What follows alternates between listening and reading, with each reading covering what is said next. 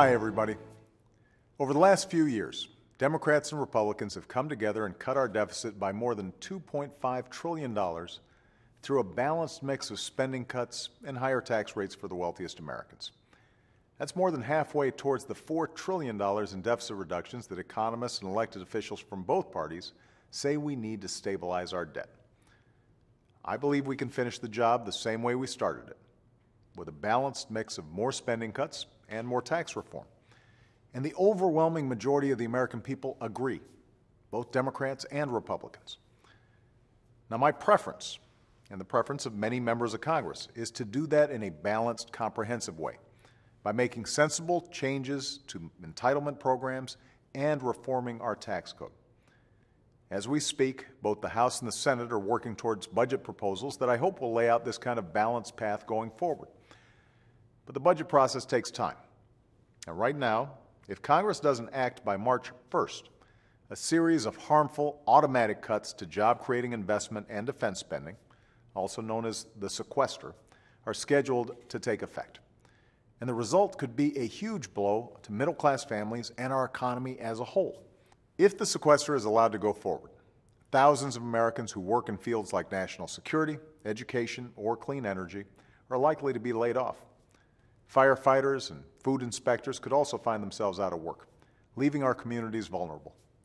Programs like Head Start would be cut, and life-saving research into diseases like cancer and Alzheimer's could be scaled back. Small businesses could be prevented from getting the resources and support they need to keep their doors open. People with disabilities who are waiting for their benefits could be forced to wait even longer. All our economic progress could be put at risk. And then there's the impact on our military readiness. Already the threat of deep cuts has forced the Navy to delay an aircraft carrier that was supposed to deploy to the Persian Gulf. As our military leaders have made clear, changes like this affect our ability to respond to threats in an unstable part of the world.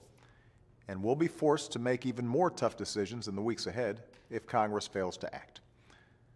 The good news is there's another option.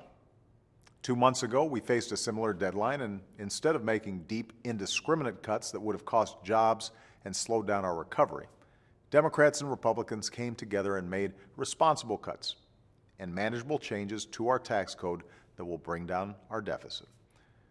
This time, Congress should pass a similar set of balanced cuts and close more tax loopholes until they can find a way to replace the sequester with a smarter, longer-term solution.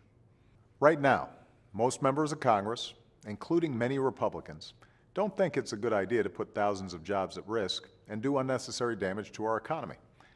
And yet the current Republican plan puts the burden of avoiding those cuts mainly on seniors and middle-class families.